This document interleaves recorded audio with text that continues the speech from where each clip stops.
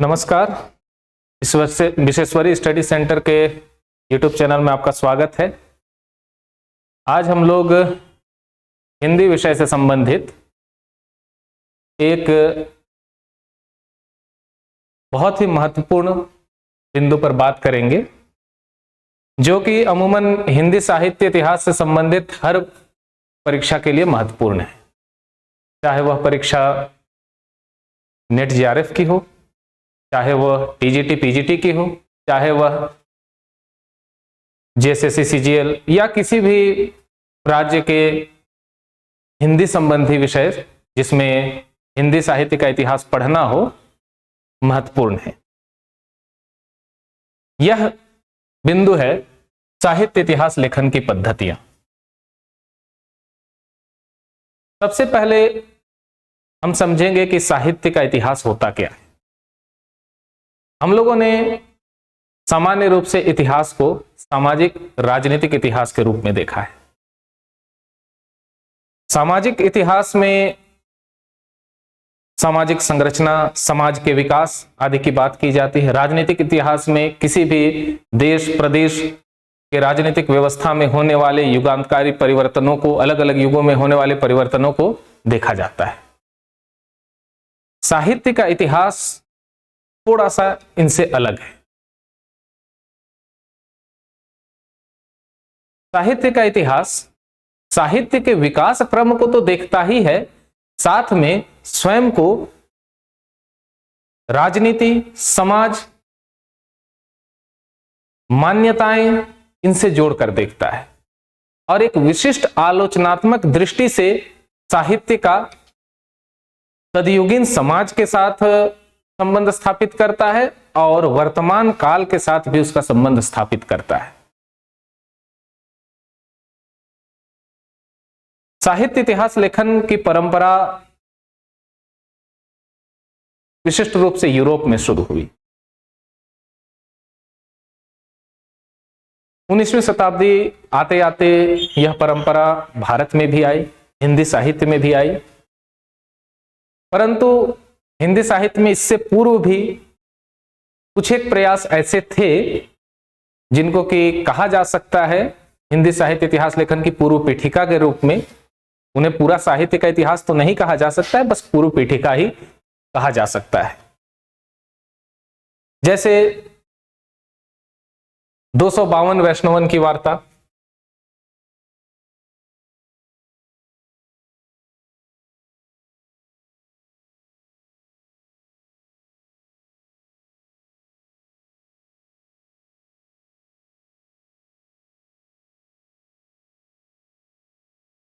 चौरासी वैष्णवन की वार्ता,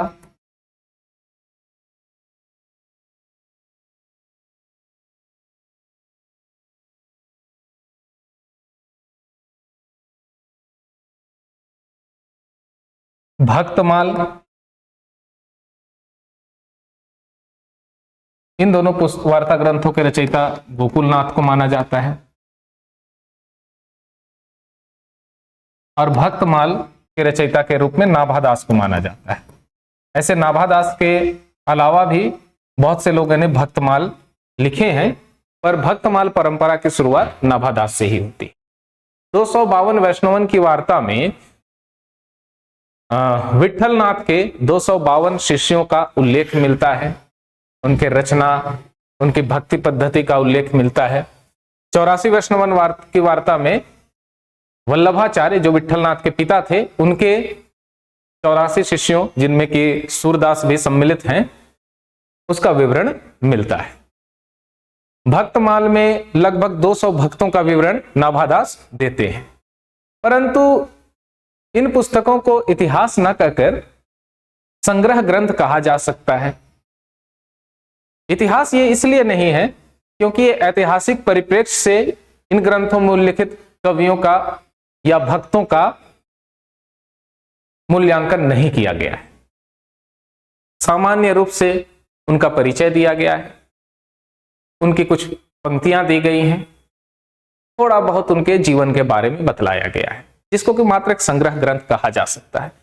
परंतु इससे यह साबित होता है कि इतिहास के प्रति एक जागरूकता, इतिहास के प्रति एक रुचि भारतीयों में पहले से थी, जो कि 19वीं शताब्दी में आकर साहित्यिक रूप में प्रकट हुई।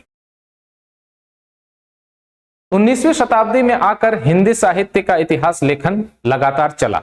न कि केवल हिंदी साहित्य का इतिहास लेखन, अन्य भारतीय भाषाओं के साहित्य का इतिहास भी लिखा जाने लगा। साथ में विदेशी इतिहास, विदेशी भाषाओं का भी इतिहास इस कालखंड में पुरजोर तरीके से लिखा जाने लगा। अब जब ये ग्रंथ लिखे जा रहे थे तो सबसे बड़ी समस्या थी कि इन ग्रंथों को लिखा कैसे जाए, वास्तविक इतिहास कैसा होगा। इतिहास किसे कहा जाता है अपने आप में एक बड़ी समस्या थी। इतिहास को परिभाषित करना और उसके बाद साहित्य के इतिहास को परिभाषित करना और उस परिभाषा के आधार पर इतिहास के ग्रंथों को व्यवस्थित करना। जिस प्रकार से इतिहास लिखने के लिए इतिहास दर्शन की आवश्यकता होती है, उसी प्रकार साहित्य के इतिहास लिखने के लिए साहित्य इतिहास दर्शन की आवश्यकता होती है। साहित्य इतिहास दर्शन में एक भाग है जो हमें साहित्य इतिहास लेखन की पद्धतियों से अवगत कराता है कि साहित्य इतिहास लेखन किस तरीके से किया जा सके। जिस प्रकार से कोई कार्य को करने की अलग अलग पद्धतियां हो सकती हैं, एक विशिष्ट प्रकार के व्यंजन को बनाने की अलग अलग पद्धतियां हो सकती हैं। उस व्यंजन को किसी खास भौगोलिक क्षेत्र में अलग तरीके से बनाया जाता होगा, कहीं अलग तरीके से। भारत में ही देख लें, अगर हम लोग मध्य भारत में देखेंगे तो जब व्यंजन बनाया जाता है तो उसमें तेल के रूप में सरसों के तेल का प्रयोग किया जाता है।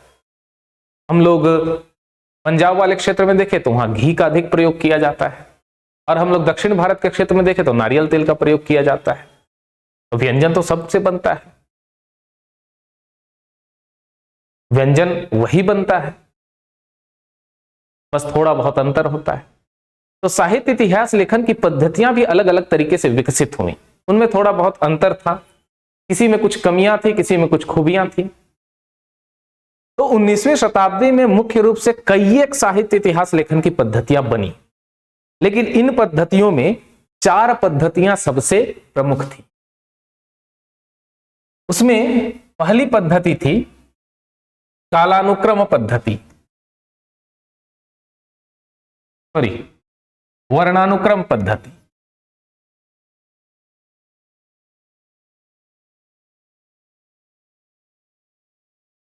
वर्णानुक्रम पद्धति दूसरी थी कालानुक्रम पद्धति,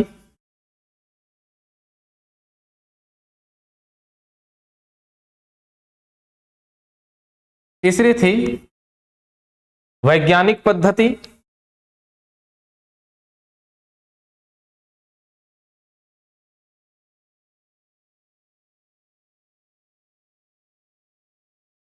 और चौथी थी विधेयवादी पद्धति।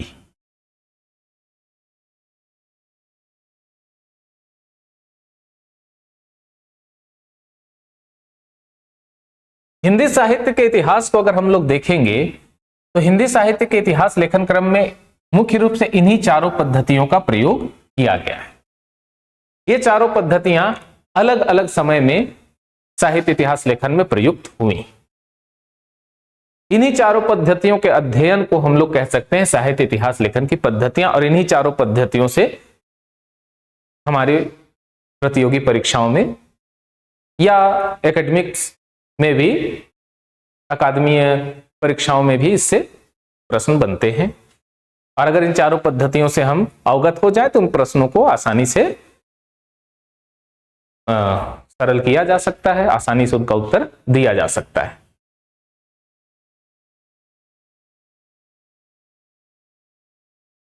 पहली पद्धति है वर्णानुक्रम पद्धति।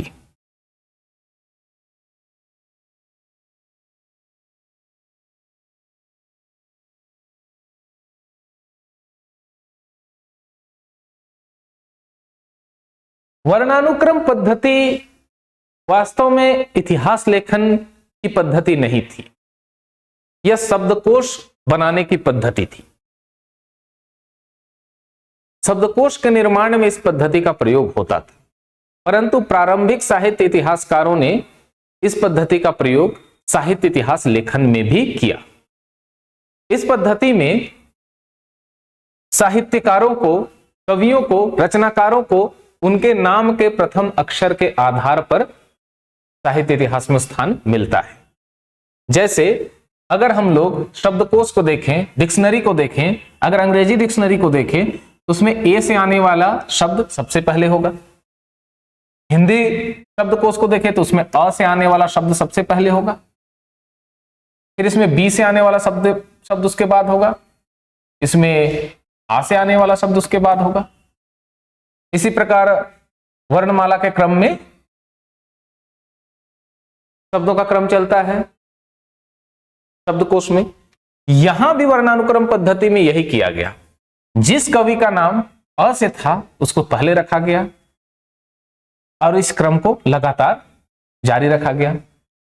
कुछ इतिहास अंग्रेजी अल्फाबेट के आधार पर भी लिखा गया, अंग्रेजी वर्णों के आधार पर, रोमन अल्फाबेट के आधार पर लिखा गया। तो इस पद्धति में हम लोग देखें तो हम 3 कवियों का उदाहरण लेते हैं। पहले कवि हैं विद्यापति,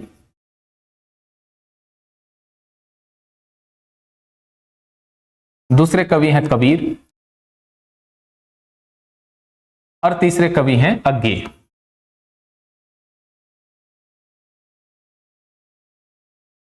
अब वर्णानुक्रम पद्धति में इन कवियों को ग्रंथ में स्थान देना है, तो सबसे पहले चूंकि अ से अज्ञेय है इसीलिए सबसे पहले अज्ञेय को देंगे स्थान। फिर हम लोगों को पता है क आता है तो फिर दूसरे नंबर पे कबीर को स्थान देंगे और उसके बाद वह आता है तो उस आधार पर विद्यापति को स्थान देंगे। अब आप स्पष्ट रूप से देख सकते हैं कि हमें पता है अज्ञेय आधुनिक काल के कवि हैं, कबीर मध्यकाल के कवि हैं और विद्यापति आदिकाल के अंतिम चरण के कवि हैं। इनका सही क्रम यह होना चाहिए था, परंतु वर्णानुक्रम पद्धति में क्रम इस प्रकार का हो जाता है। और इतिहास में एक सबसे बड़ी मांग होती है, वो है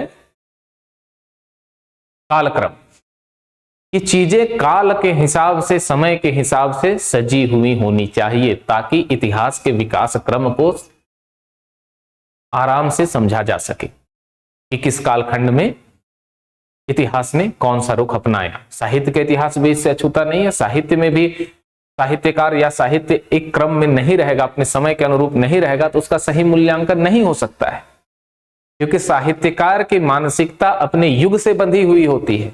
अपनी युग की प्रवृत्तियों के हिसाब से वो साहित्य का निर्माण करता है। अब अगर उसका हम लोगों को युग ही पता नहीं होगा या हम उसको उनके युग के हिसाब से नहीं रखेंगे तो उसके साहित्य या उसका मूल्यांकन करना संभव नहीं है। और जहां सही मूल्यांकन हो ही नहीं सकेगा उसे इतिहास तो नहीं कहा जा सकता है। तो इसलिए इस पद्धति को अपनाया नहीं गया। इस पद्धति में 2 ग्रंथ लिखे गए हिंदी में, एक ग्रंथ हिंदी में, एक ग्रंथ फ्रेंच में लिखा गया। हिंदी में लिखा जाने वाला ग्रंथ था शिवसी सरोज, जो कि 1883 ईस्वी में लिखा गया।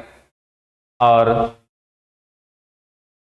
फ्रेंच भाषा में जो हिंदी साहित्य का पहला इतिहास ग्रंथ माना जाता है गारसाता तासी का इस्तवार दालाले त्रेतुरेंद्वई हिंदुस्तानी, वो फ्रेंच भाषा में लिखा गया रोमन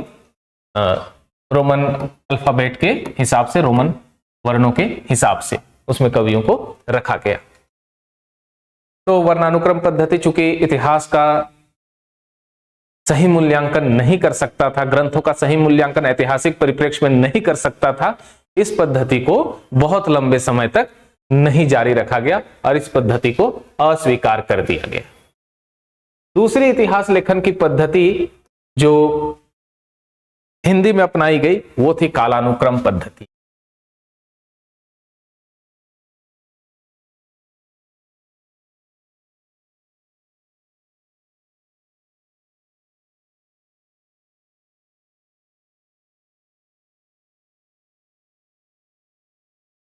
कालानुक्रम पद्धति में रचनाकारों का विवरण उनके काल के हिसाब से रखा जाता है।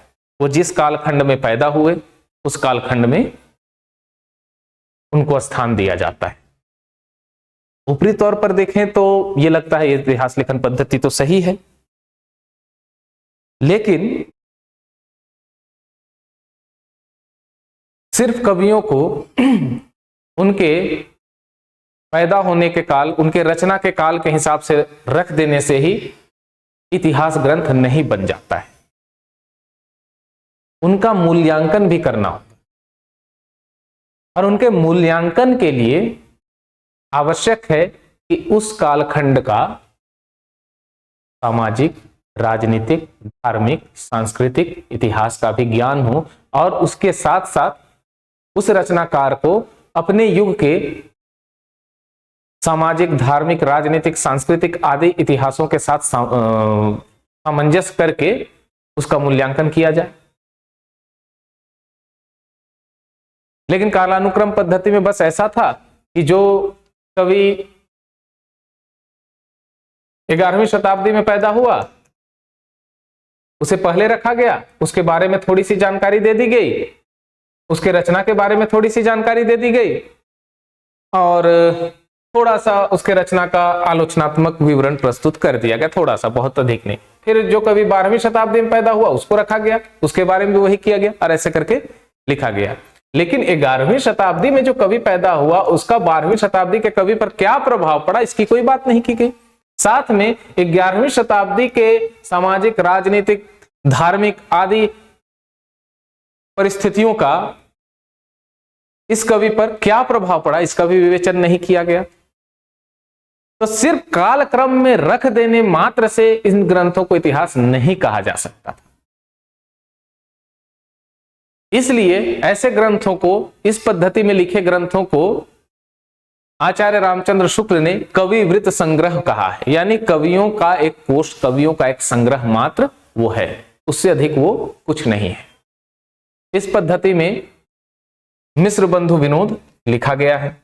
1913 में मिश्र बंधु विनोद प्रकाशित होता है, जिसको मिश्र बंधुओं ने लिखा था।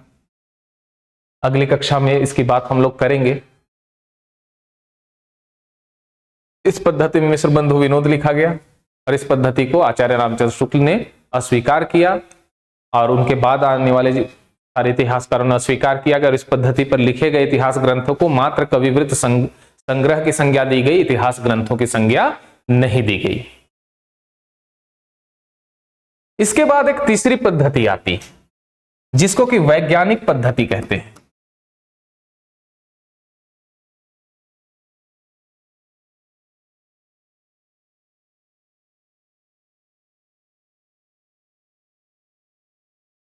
वैज्ञानिक पद्धति तार्किक पद्धति, विज्ञान तर्क पर आधारित होता है। साथ में विज्ञान में कार्य कारण संबंध की बात की जाती है। कार्य कारण संबंध, कार्य कारण संबंध कहने का अर्थ है कोई भी कार्य बिना किसी कारण के हो नहीं सकता। जैसे सामान्य तौर पे हम लोग जिस कार्य के कारण को नहीं समझ पाते हैं उसको ईश्वरीय कार्य मानकर छोड़ देते हैं। जैसे संसार का निर्माण कैसे हुआ, इस गुत्थी को सुलझाना मुश्किल होता है, तो हम लोग उसका एक सरल उत्तर खोजते हैं कि ईश्वर ने संसार का निर्माण किया है, और उसके लिए तरह तरह के कथा और कहानी भी गढ़ ली जाती है। बचपन में हम लोगों को कहा जाता था चांद में जो दाग है, कोई कहता था कि वो एक बुढ़िया है, वो झाड़ू लगा रही है। वो दाग क्यों है, इसके कारण को हम नहीं समझ के एक कहानी गढ़ लेते थे कि एक बुढ़िया है, वो झाड़ू लगा रही। लेकिन बाद में वैज्ञानिकों ने उसका कारण निकाला कि वहां पर बहुत अधिक मात्रा में कालापन विद्यमान है, थोड़े से वहां पर उसकी धरती धंसी हुई भी है, जिसके कारण वो भाग हमें काला दिखलाई पड़ता है, चांद में दाग दिखलाई पड़ता है, यानी उसका कारण हमें पता चल गया। विज्ञान यही करता है, विज्ञान किसी भी बात को यूं ही नहीं मान लेता है, वो उसके पीछे का प्रमाण ढूंढता है, हर कार्य के पीछे का कारण। यानी विज्ञान का मूल सिद्धांत है वो तटस्थ होगा, वो किसी भी चीज को मानकर नहीं चलेगा जब तक उसका प्रमाण न मिल जाए। तटस्थता उसका सबसे प्रधान लक्षण है। अब साहित्य इतिहास लेखन में इसी कार्य कारण संबंध को लाया गया। इतिहास लेखन में सबसे पहले इतिहास लेखक को तटस्थ होना पड़ेगा। इतिहास लिखने के लिए वो किसी भी मान्यता के आधार पर नहीं चल सकता है। सुनने में तो ये बहुत अच्छा लगता है, पर इतिहास लेखन बिना मान्यता के नहीं हो सकता है। आपके दिमाग में इतिहास लेखन की एक मान्यता पहले से रहेगी जिसके आधार पर आप इतिहास लिखेंगे। विज्ञान खोज करता है, उसके बाद उसकी व्याख्या करता है। साहित्य या इतिहास लेखन में, दोनों में आएगा, साहित्य लेखन इतिहास लेखन में दोनों में यह चीज आएगा कि पहले हम मान्यताओं की खोज करते हैं और उसके परिप्रेक्ष्य में इतिहास लिखते हैं।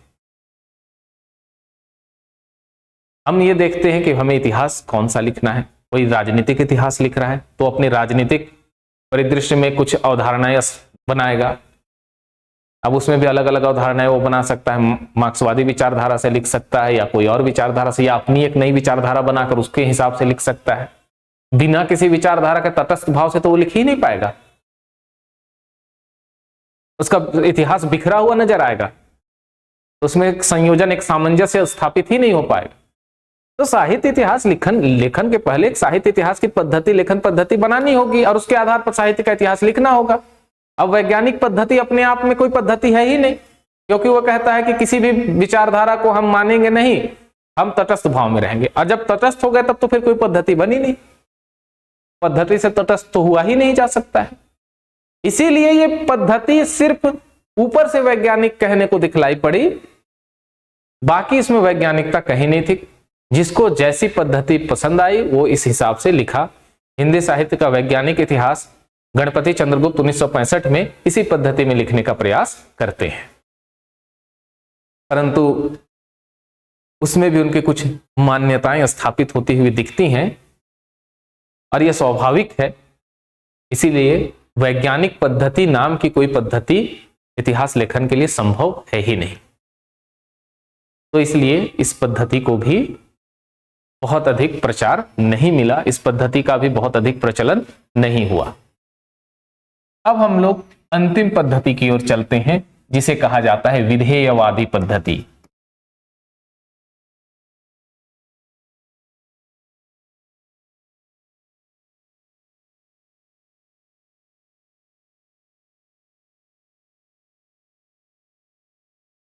विधेयवादी पद्धति के जनक हैं फ्रांसीसी विद्वान पेन थे फ्रांस के। फ्रांसीसी विद्वान पेन ने विधेयवादी पद्धति के जनक के रूप में इनको जाना जाता है। पेन ने विधेयवादी पद्धति के लिए 3 तत्वों की बात की। जाति, वातावरण और क्षण विशेष, 3 तत्व इनके थे।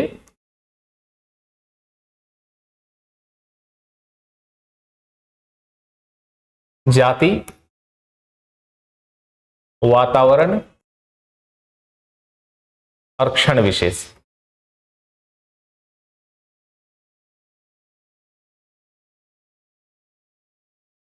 अब जाति शब्द अपने आप में बहुत उलझाने वाला शब्द है।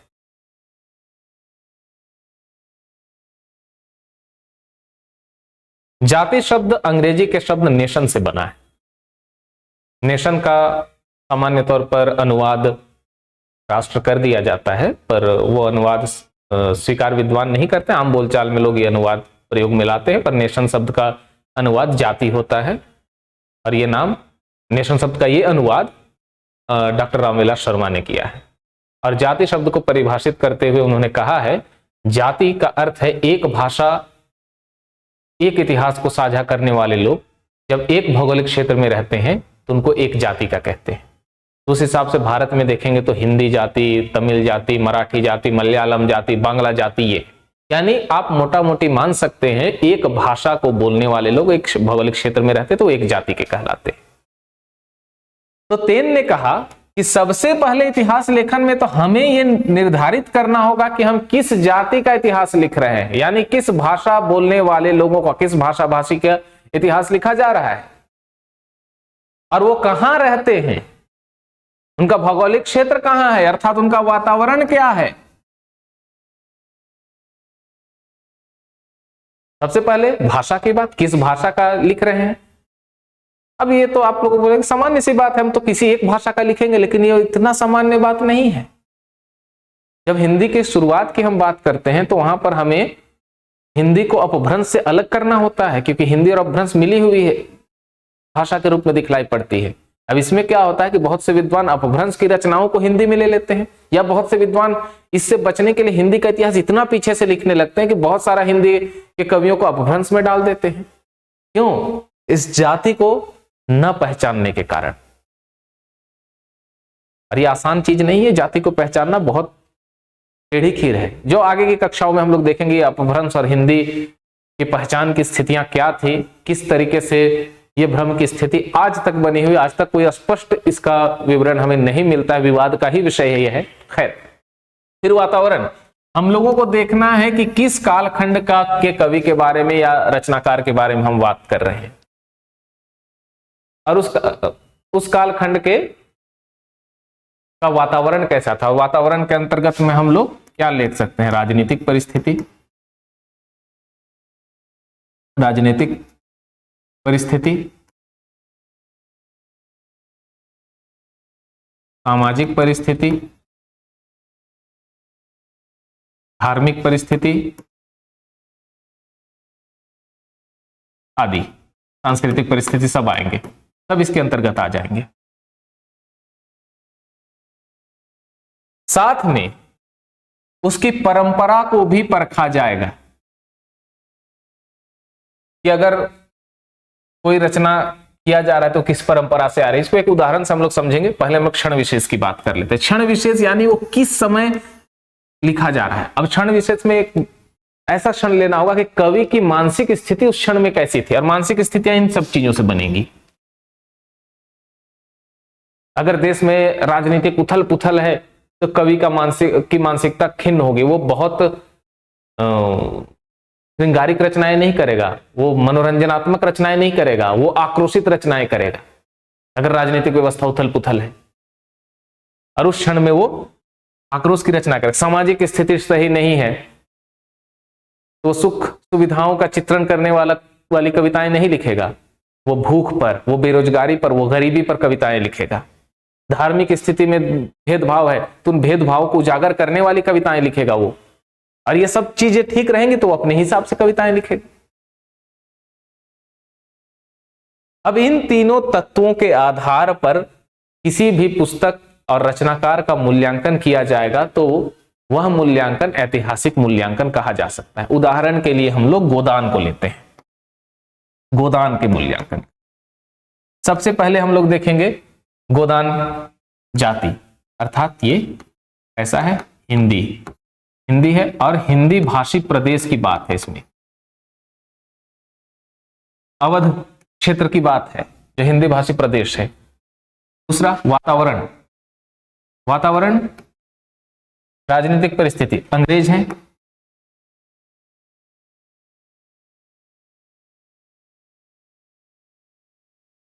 सामाजिक परिस्थिति की बात करें तो पूंजीवादी व्यवस्था पूरे तरीके से लागू नहीं है, सामंती व्यवस्था बहुत हद तक लागू है। साथ में साहूकारी की प्रथा है।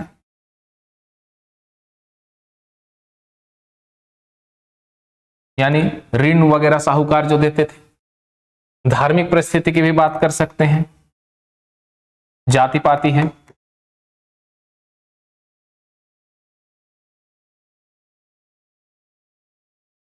अब देखिए, अब जब गोदान प्रेमचंद लिख रहे हैं, अगर हम लोग गोदान का समय नहीं जानेंगे कि गोदान का समय 1936 में ये उपन्यास लिखकर पूरा हुआ था और कम से कम 5-6 साल पहले से इस उपन्यास को लिख रहे थे वो, और लिखने के क्रम में वो 10-20 साल पहले का लिख रहे थे, तो हम लोग मान सकते हैं कि 1900 से 1920 तक का समय इस उपन्यास का है। अब ये चीज हम नहीं समझेंगे तब हम लोग कैसे जानेंगे कौन समय अंग्रेजी शासन था, उस समय साहूकारी प्रथा थी, उस समय जातिवाद बहुत अधिक व्याप्त था। ये क्षण विशेष है, 1936 इसका क्षण विशेष है। अब हम लोग देखेंगे कि प्रेमचंद क्या लिख रहे हैं, किसानों की समस्या। किसानों की समस्या कब? अंग्रेजी राज में। अंग्रेजों ने जमींदारी प्रथा लागू की और उस जमींदारी प्रथा ने किस तरीके से किसानों का शोषण किया वो इसमें दिखलाया गया है। उसी जमींदारी प्रथा, उसी अंग्रेजी तंत्र का हिस्सा है साहूकार, जो कि ऋण का ऐसा जाल बुनते हैं कि किसान उसमें फंस के रह जाता है, जीवन में कभी भी वो अपने ऋण से उऋण नहीं हो पाता। जाति पाति की व्यवस्था भी वैसी ही है। अंग्रेजी नीति और सामाजिक संदर्भों को दोनों ने मिलकर तथाकथित नीची जातियों का अनवरत शोषण किया, उसका चित्रण है, और उनको लगातार दबाया गया, उसका चित्रण है। अब इन सारे संदर्भों को लेकर ही आप गोदान का मूल्यांकन कर सकते हैं। अब तीसरी एक चीज, अंतिम चीज बचती हुई, परंपरा। परंपरा ये क्या है? जब प्रेमचंद के मस्तिष्क में यह विचार आया होगा कि मुझे किसान जीवन पर एक साहित्यिक कृति गढ़नी है, अब उनके पास कितने विकल्प थे? वो कविता लिख सकते थे उस पर, वे उस पर कहानी लिख सकते थे, वे उस पर नाटक लिख सकते थे, वे उस पर कोई रिपोर्ट बना सकते थे, रिपोर्टाज लिख सकते थे, वे उस पर निबंध लिख सकते थे। लेकिन प्रेमचंद ने जो विकल्प चुना वो था उपन्यास का। मैं इस पर उपन्यास लिखूंगा। अब ये उपन्यास का विकल्प ये क्यों चुन पाए? क्योंकि उपन्यास लेखन की एक परंपरा पहले से आ रही थी परीक्षा गुरु के काल से। 1882 में परीक्षा गुरु का प्रकाशन होता है, जिसको आचार्य शुक्ल हिंदी साहित्य का पहला उपन्यास मानते हैं। वहां से जो उपन्यास लेखन की एक परंपरा लगातार चली आ रही थी, उसी परंपरा से प्रभावित होकर उपन्यास विधा को प्रेमचंद ने अपने इस विचार को अभिव्यक्त करने के लिए, अपने इस दृष्टिकोण को, अपने इस अनुसंधान को अभिव्यक्त करने के लिए चुना। और जब इन सब चीजों को हम लोग देखेंगे और इन सब चीजों के आधार पर किसी भी रचना या रचनाकार का मूल्यांकन करेंगे तो वह सही मूल्यांकन कहलाएगा और वही सही साहित्य का इतिहास भी कहलाएगा। इसीलिए साहित्य के इतिहास की लेखन की पद्धति में सबसे प्रमुख और सबसे सटीक पद्धति जो अभी तक है, ऐसा नहीं है कि ये अंतिम पद्धति है, इसके बाद इससे अच्छी पद्धति नहीं आ सकती है, बिल्कुल आ सकती है, लेकिन अभी तक जितनी पद्धतियां हमारे समक्ष हैं उनमें सबसे अच्छी पद्धति है विधेयवादी पद्धति। विधेयवादी पद्धति के आधार पर सबसे पहली पुस्तक जो लिखी गई, उस पुस्तक का नाम था हिंदी साहित्य का इतिहास, आचार्य रामचंद्र शुक्ल। 1929 में यह पुस्तक प्रकाशित होती है और उसके बाद लगातार इस पद्धति पर ही लेखन चलता रहता है। चाहे डॉक्टर नगेंद्र का हिंदी साहित्य का इतिहास देखें या फिर आप रामस्वरूप चतुर्वेदी के साहित्य ऐतिहासिक विवेचनाओं को देखें, हजारी प्रसाद द्विवेदी के ऐतिहासिक विवेचनाओं को देखें, उन सब में विधेयवादी पद्धति का ही प्रयोग किया है। तो आज हम लोगों ने साहित्य इतिहास लेखन की पद्धतियों को, जिसमें कि 4 प्रमुख पद्धतियों को हम लोगों ने देखा जिसका संबंध हिंदी साहित्य से था। आज के लिए इतना ही, धन्यवाद।